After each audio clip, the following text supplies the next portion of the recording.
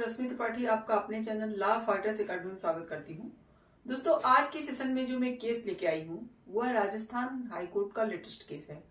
और आज के का जो केस है उसका मुद्दा है कि क्या यदि कोई पर्सन जिसकी पत्नी ने उसे क्रूरता के लिए उसके ऊपर केस किया हुआ है और फंसाया हुआ है, अगर केस के लंबित रहने पर ही, मतलब अभी केस का कोई पूरा जजमेंट नहीं आया है, तो उसी दौरान अगर कोई नौकरी वगैरह उसको मिलनी है तो क्या उसे सरकारी नौकरी मिलेगी या नहीं मिलेगी। तो आज एक ऐसा ही मुद्दा है जो कि राजस्थान हाईकोर्ट के पास जाता है।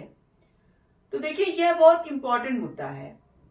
उस पर्सन के लिए यह इंपॉर्टेंट मुद्दा है जो कि सरकारी नौकरियों की तैयारी कर रहे हैं और शादीशुदा हैं, और अगर कहीं गलती से उनके ऊपर कुछ केस कर दिए गए हैं, चाहे पत्नी ने किया हो चाहे जिसने भी किया हो, और केस क्या हो, लंबित हो, और इस दौरान उन्हें कोई जॉब मिल जाती है, तो क्या उन्हें सरकारी नौकरी मिलेगी या नहीं, यह हर व्यक्ति जानना चाहता है।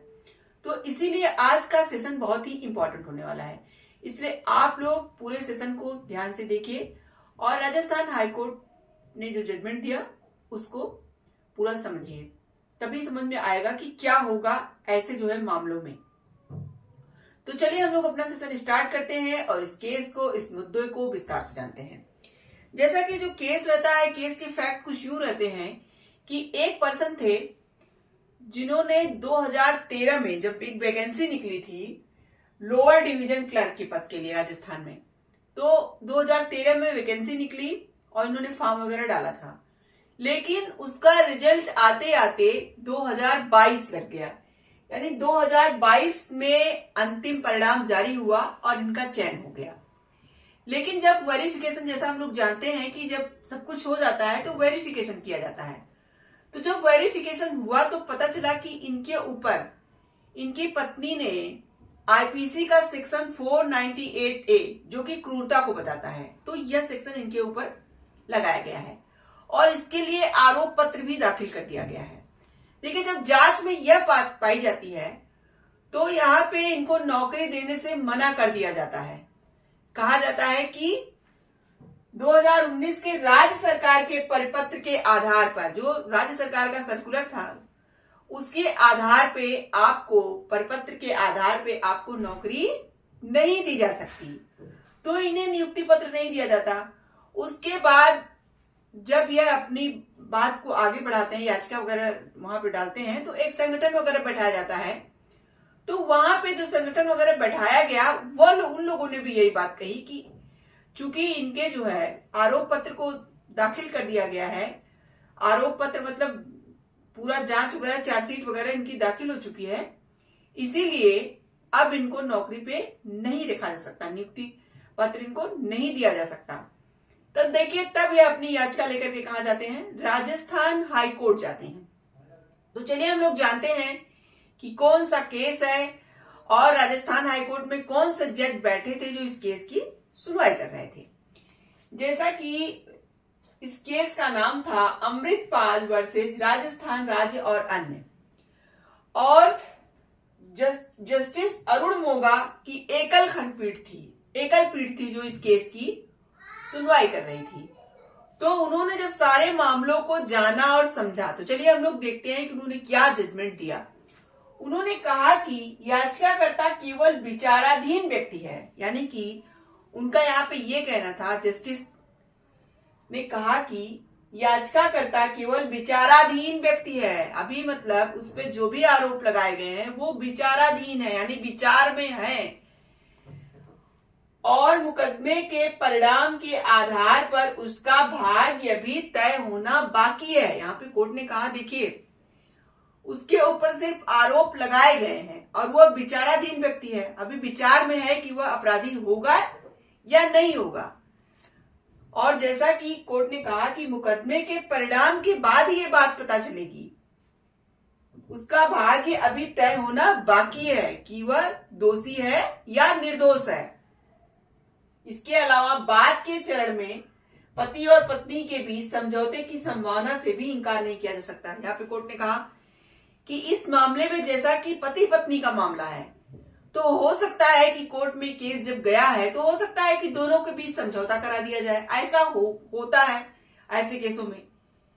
जब हस्बैंड वाइफ की केस की बात आती है तो वहां पे समझौते की भी पूरी गुंजाइश बन रही है। यहाँ पे कोर्ट ने कहा देखिए ऐसा भी तो हो सकता है कि दोनों का समझौता हो जाए।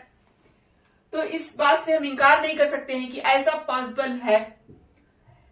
विवाह के टूटने को इस तरह नहीं माना जा सकता कि पति एकमात्र दोषी पक्ष है। यहाँ पे कोर्ट ने कहा कि अगर विवाह कोई टूट रहा है और पत्नी ने चूंकि आरोप लगा दिया है तो सिर्फ यह नहीं माना जाएगा कि सिर्फ पति इसके लिए दोषी है।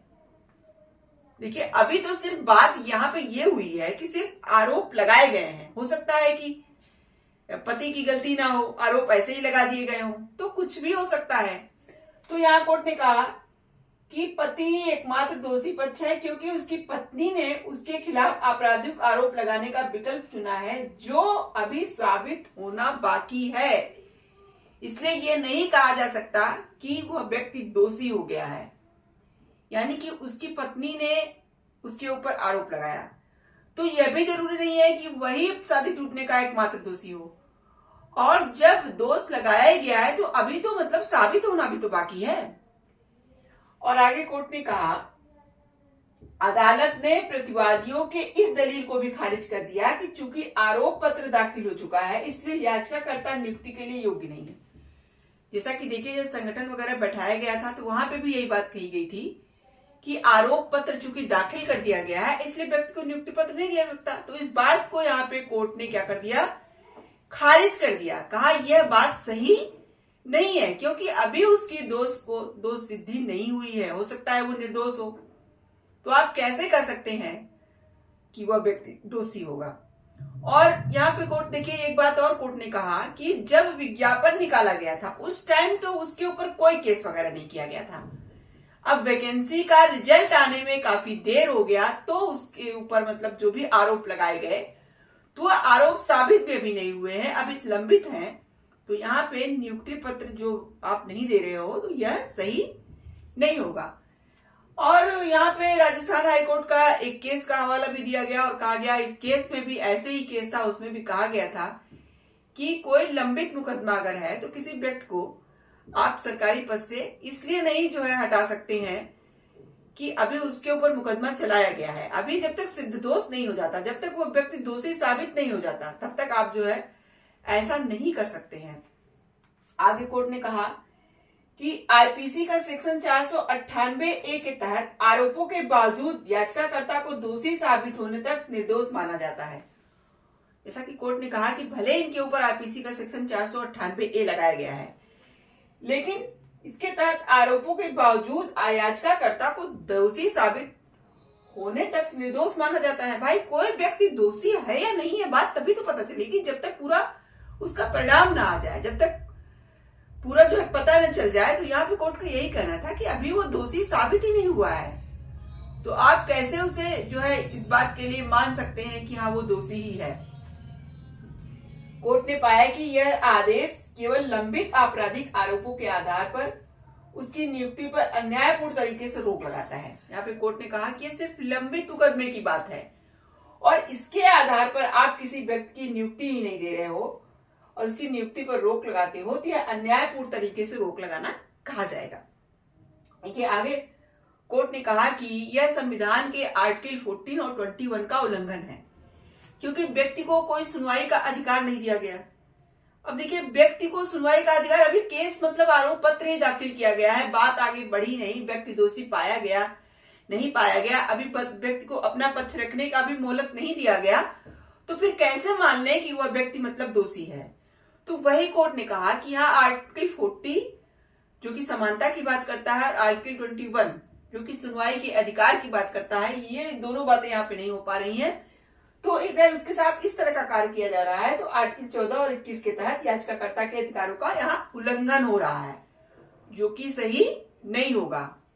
आगे कोर्ट ने याचिका को अनुमति दी, यानी कोर्ट ने यहाँ पे याचिका को स्वीकार कर लिया और राज्य को याचिकाकर्ता को नियुक्ति पत्र जारी करने का आदेश दिया कि मतलब किसी लंबित मुकदमे के आधार पे आप किसी व्यक्ति को नियुक्ति पत्र से नहीं रोक सकते। यहाँ पे कोर्ट ने ऐसा कहा। और निर्देश दिया गया। अब बाद में दोषसिद्धि वगैरह होने के बाद क्या होगा वो तो बाद की बात है। दोषसिद्धि होने पर उसे जॉब से हटाया जा सकता है या कुछ और भी, मतलब जो भी बातें हो वो बात की है, लेकिन अभी उस पर्सन को नियुक्ति देने की बात कर दी गई। यहाँ पे कोर्ट का यही कहना था। तो ये है राजस्थान हाईकोर्ट का पूरा जजमेंट। देखिए आज के जजमेंट का जो मतलब जजमेंट है वह मतलब राजस्थान हाईकोर्ट का वो बहुत ही इंपॉर्टेंट जजमेंट है, क्योंकि ज्यादातर लोगों के साथ जब ऐसा होता है कि वह जो है ऐसे केस में फंसे मिलते हैं जिसका अभी परिणाम नहीं निकला, यानी वो दोषी साबित नहीं हुए रहते हैं। तो यहाँ पे तो देखिए ये जो है विवाह से संबंधित अपराध था, तो यहाँ पे तो कई मतलब मुद्दे निकल के आए कि हो सकता है पति पत्नी समझौता कर लें तो सारा मामला ही खत्म हो जाए, हो सकता है जो है पति निर्दोष साबित हो जाए। तो ऐसे इन सब बातों को देखते हुए यहाँ पे कोर्ट ने क्या किया, कोर्ट ने जो याचिकाकर्ता थे उनका साथ दिया और कहा कि उनको नियुक्ति पत्र यहाँ मिलना चाहिए, क्योंकि कोई व्यक्ति अभी जो है दोषी है या निर्दोष है या बात साबित नहीं हो पाई, अभी उसका केस लंबित है, उसे सुनवाई का अवसर भी नहीं दिया गया है। तो यहाँ पे अगर उसके साथ कोई भी काम किया जा रहा है, नियुक्ति पत्र नहीं दिया जा रहा है, तो वो अन्याय होगा और वो आर्टिकल 40 और 21 का उल्लंघन होगा। तो आशा करते हैं कि आज का केस आपको पसंद आया होगा। आप मेरे चैनल को लाइक कीजिए, सब्सक्राइब कीजिए, शेयर कीजिए, बेल आइकन को दबाइए, जिससे ऐसे ही नए नए केसों जानकारी इसमें आपको होती रहती है। तो थैंक यू।